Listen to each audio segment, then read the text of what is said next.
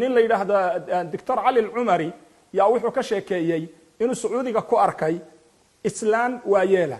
islaanta waayeesha waxa ku dhacay kansar dhiiga raaca waxa lagu yiri intaas aad noolaanaysaa intaana sariir baad saarnaanaysaa isaad u noolaan lahayd u noolow gabadh baa marka shaqaalaha waxa looga keenay hooyadaasi waxay lahayd dad ku hamiya iyo dad u dadaala iyo dad ay dhashay oo fiican oo xoolo haysta jiray oo baariyaal waxay tiri qof shaqaalaha oo ii adeega hal la ii keeno waliba qof muslina hal la ii keeno gabadh baa shaqaalaha waxa laga keenay Indonesia gabadhi shaqaalaha Indonesia markii laga keenay hooyadaasi u shaqaynaysay hooyada markay u shaqaynaysay yaa gabadhu way ag fududahay waa qof barakaysan waa qof cibaado badan waa qof dhag wadan waa qof wax dhagaysta waa qof wax qaban kara waa qof gaariya waa qof wanaagsan ceeb lahayn laakiin marun baa intay musqusha gasho iyo musqusha ku raagtaa inay ka soo bixin waalidkana waa taqaanaayo de markuu qof tabar daran oo sariir saaran yahay heblaayo idaasa iska jeceshahay oo marba inay soo ag istaagtay rabtaa heblaayo bay dhihi oo markaasay marka musqushay ku maqnaanaysaa way weydiisay waxay ku tiri hooyo ceeb kale ma lihide laakiin anigu kuma hayn karo musqusha aad ku daahaysaa maxay tahay waxay tiri inaan ku sheega ma rabine laakiin haddii aad dib ka dhigatay waan ku sheegi musqusha aan ku daahayo waxay tiri hooyo iyadoo umula wadankeedii ka soo tagtay baana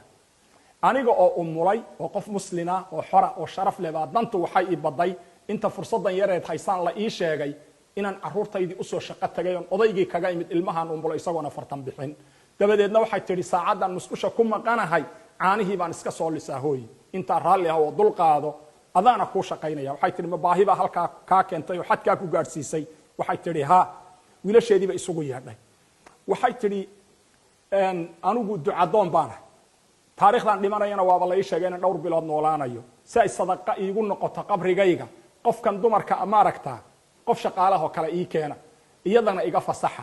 laakiin maxaad ku fasaxaysaan 2 sano biilkeedii oo loo kordhiyay baa lagu siinayaa meeshay u dhalatay iyadoo joogta maantana dadka ay danaynaysa inay hadiyad u qaado oo dhan waxay rabtaa ha loo soo iibiyo gurigeedii waxay uga baahnayd oo dhan ha loo soo iibiyo tigidhkana ha loo soo jaro ha la soo arad bixiyo 2 sano kadib caqdigaanu kula galay ilmahaaga markaad soo guriso wuu ku shaqaynayaa markaa noo soo shaqo tag ku dhahabay tiri hooyadaasi faacil alkhayr kaasay la timid ficil alkhayrka markay samaysay imisay gabadha muslimadihi marka qalbigeeda suruur galay oo ay faraxday oo ay weynaatay oo ay kala badbadatay markii la yiri 2 sano mushaharkaaga gurigaagii baad ku qaadan ilmahaagiina waad nuujinaysaa waxaad u baahan tahay inaad noo sheeg odaygaaga maxaad u gadi lahayd telefoon noocaasa hebel maxaad u gadi lahayd dhar caynkaasa eedada maxaad u gadi lahayd dhar caynkaasa kulli waa loo soo gaday lacagtaana faraqabsi ka dhigaa la yiri bisha kowdeeda labadeeda ma ahe bil walba lacagteeda akoonka ka qaadaa la yiri gabadhii way tagtay islaantii sariirta iska jiiftay muddo way soo ladnaatay ma fadhiisan jirina way soo fadhiisatay talaabo qaad bay bilowday way ladnaatay way roonaatay iyadii baaba inay adeegata bilowday maalintii dambe dhakhtarkii la geeyay wuxuu ku yiri war islaantan ma ahe walaasheed bay ahayd tii saradaanka qabtay tan weligeed saradaan kuma dhicine tii saradaanka qabtay noo keena bay ku yiraahdeen dhakhaatiirtii way dadaaleen oo wuxuu Dr. Ali al-Umari way dadaaleen caruurteedii oo meelo badan bay dhiigeedii u direen meel walbana waxa la soo diray inaana islaanta weligeed kansar ku dhicin hadda inay qabto iska daaya ilaa markii dambe dhiigeedii Jarmalka loo diray oo ay noqotay meeshii u dambeysay ee konfaynka ka keentay inaan gabadhaas ama islaanta weligeed una kansar ku dhicin dhiigeeda xitaa sadaqadu marka tasnac al-ajaa'ib sadaqadu tasnac al-ajaa'ib nabi muhammad wuxuu yiri ku daweeya mardaakum sadaqadiina ku daweeya buu nabigu kaleey salaatu wasalaam wa xaqiiqan maanta hayno tijaabinay oo la arkay oo dadkii la baasharay culimadaha qoreen ay noo sheegeen way waxaynu marka leenahay ramadaanku futuuxaad badan way ramadaanku waa bishii sadaqada way ramadaanku waa bishii cibaadada way ramadaanku waa bishii sabirka way ramadaanku yuuna inaga lumin oo yaanu fursadahan haysanaa inaga fasaadin waxaan ku gabagabaynayaa nabi muhammad waxa loo sheegay kaleey salaatu wasalaam 2 gabdhood gabadh baa looga sheekeeyay waxa la yiraahdaa heblaayo waxbay sadaqaysataa rasuulka ilaahayo waana waxa weeye maal fara badan bay leedahay wax badanna way bixisaa wax badanna way cibaadaysataa wax badanna way samaysaa laakiin tu'di jaaraha waa akhlaaq xumadii way tu'di jaaraha jiiraankeeda way dhibtaa wuxuu yiri waxba uma tarin waxay bixinayso fadliga dheeraadka iyo xoolaheeda ay bixinayso sadaqadeeda soonkeeda tukashadeeda wax alla waxa u tartay ma jira naartay galaysaa u sheega buuri saxaabadii waxay moodeen inuuna nabigu fahmin bacida loo sheegay waxa la yiri yaa rasuul allah heblaayaan ku sheeg gabadhaanu ka warramaynaa waa heblaayo waa tii ataqiinna khayrka badnayd weeye hal ceeb ay leedahay oo dariskay dhibtaa bas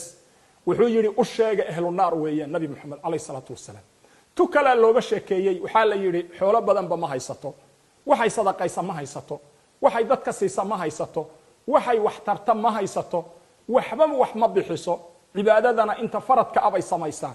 laakiin dadka oo dhani way ka nabad galaan wuxuu yidhi akhlaaq wanaageeday jannada ku gashay u bishaareeya nabi maxamed calayhi salaatu wasalaam waxaa laga yaabaa darajatu saa'imi alqaa'im inaad ku gaadho akhlaaq macaankaaga